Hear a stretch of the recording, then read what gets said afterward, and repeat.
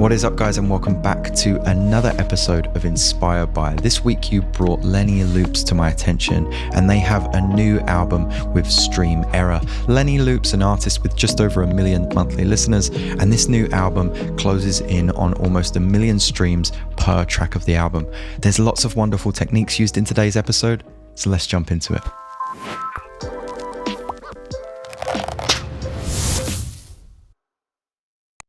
Okay, so Lenny Loops. I wanted to start off with the drum selection, which is sounding like this. As I dove into Lenny Loops tracks, the drums were really tasty.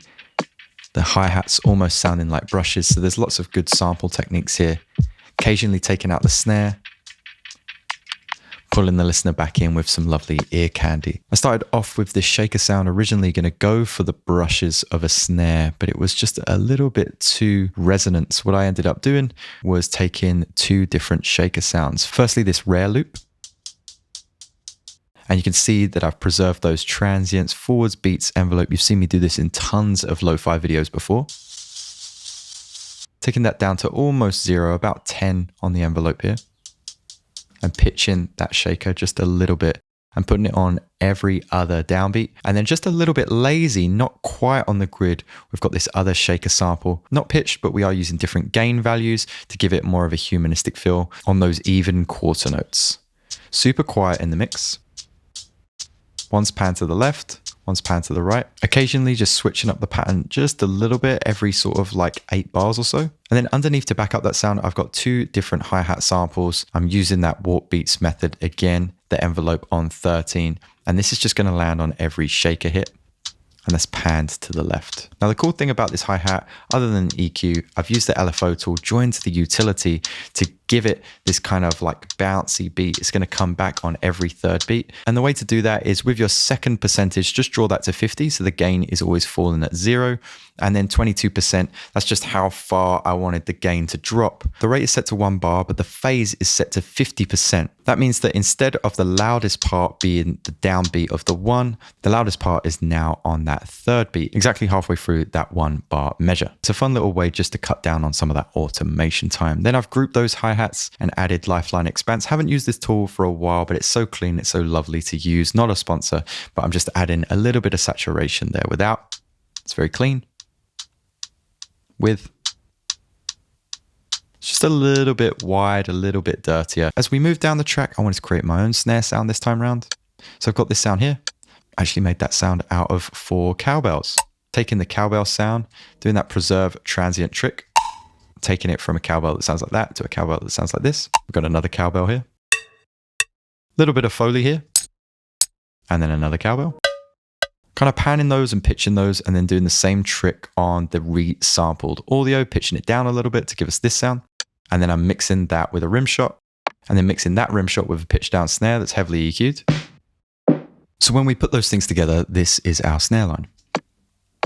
As I've shown you before, I use this Comma Rebby kick drum all the time from my friend Docado. Haven't really done too much to it other than EQ it and pull those transients down just so it's not super boomy and it's just kind of a subtle heartbeat in the track.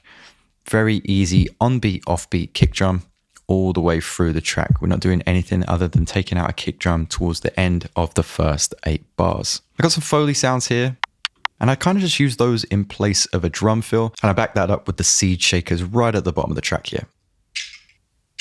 Again, using that preserve transient trick.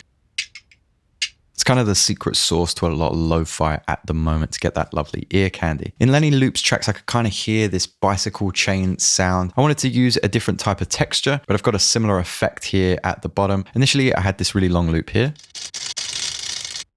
And all I'm doing is, again, preserving those transients, pitching it down 11 semitones and looping it up. And then in my effects, I've got the EQ8, but as you can see, I've joined 2 LFOs, one to the gain of the EQ and one to the frequency. This is going to keep that EQ moving very slowly and give the listener something that kind of creeps in percussively and then eases out.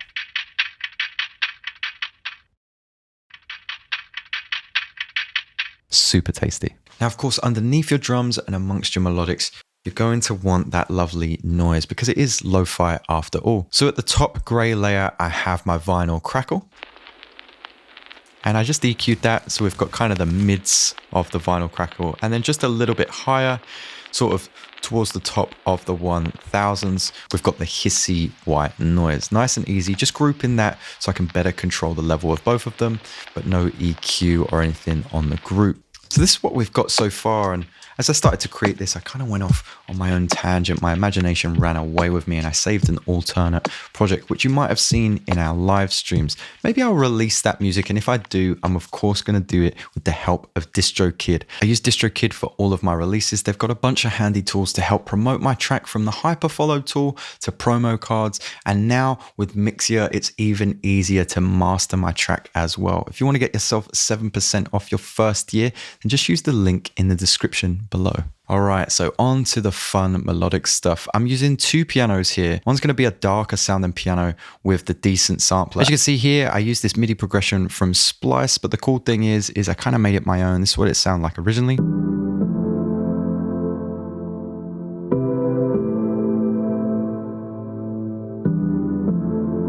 What I did was pretty much half-timed it.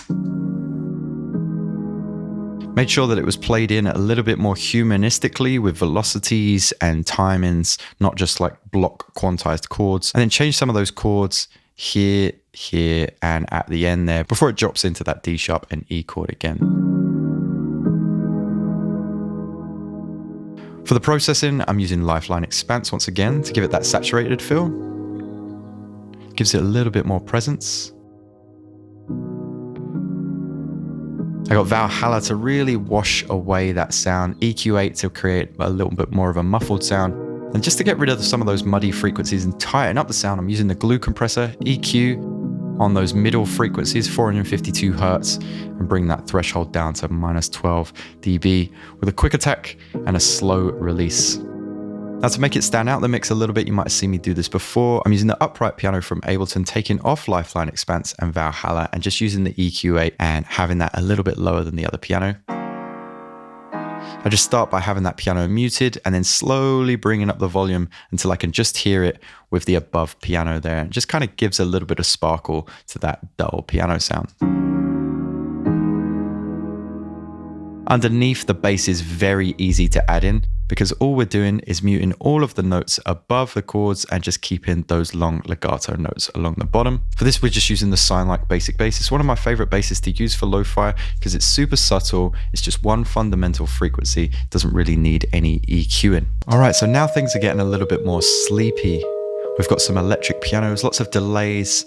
We've got the operator and the noisy bells. Let's dive into it. We're starting off with this waves patch from the Electric 200. This is an instrument that I love to use, but I don't use it too often.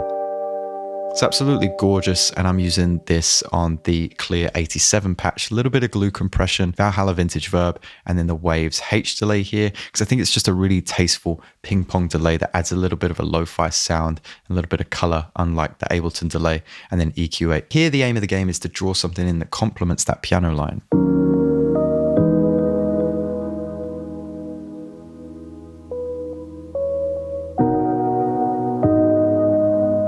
You want your piano and your electric piano to kind of sound like one instrument.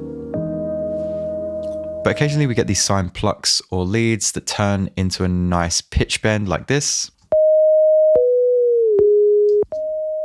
Nice and easy to do with just the envelope there, drawing it in from about halfway mark all the way down, nice and simple. Those sounds are just alone with no processing, but with the group underneath, we have this cool, like washed out, double time, kind of pluck going on. First of all, we've got the noisy bells, which are essentially just playing the D sharp. Occasionally it will jump down to the C sharp or up to the F sharp. And this sound is panning. It's got a little bit of Valhalla Vintage Verb, but that's it. And this is just going to be like our constant, our anchor point to the track or the melody of the track. Above, we've got 2 octaves playing, doing a similar pattern.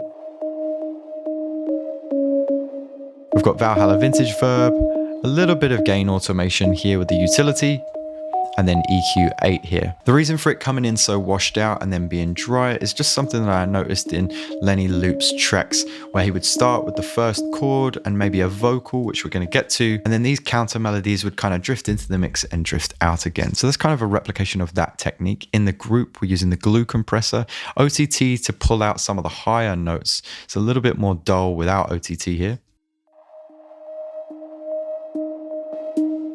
a little bit more present with OTT. EQ8 just to dull that second harmonic, and then the saturator to give it more of that kind of aggressive analog feel. Moving down, we've got some lovely light strings, which I didn't notice at first in Lenny Loop's tracks, but they are there subtly. Again, just complementing the piano chords as before. Just EQ8 and a little bit of automation from our reverb send. So towards the end of each chord, I'm ramping up that reverb, just with the Valhalla vintage verb there, of course, with the mix at 100%. I'm also making use of some long vocals, which also sit in the bottom of Lenny Loop's tracks. Just use the tail end of any vocal that's drenched in reverb for this effect. A little bit of EQ automation and lots of reverb. Same with the track underneath, which should be complementing that vocal as well.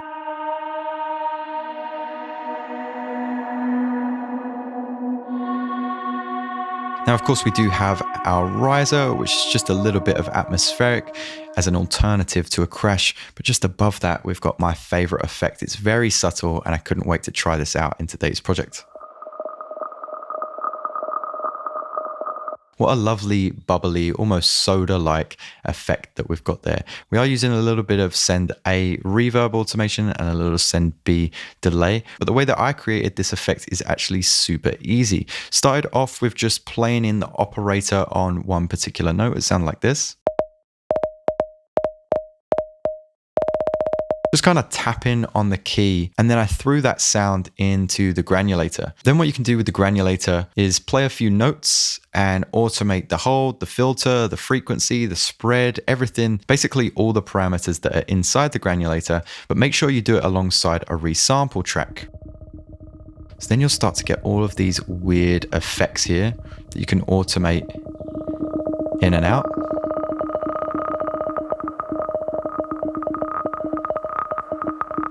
And I did that for quite some time, as you can see. You'll get different pitches, different sounds, and all I'm doing is cutting out the bits I like. Maybe pitching some of the notes and mixing that with my track.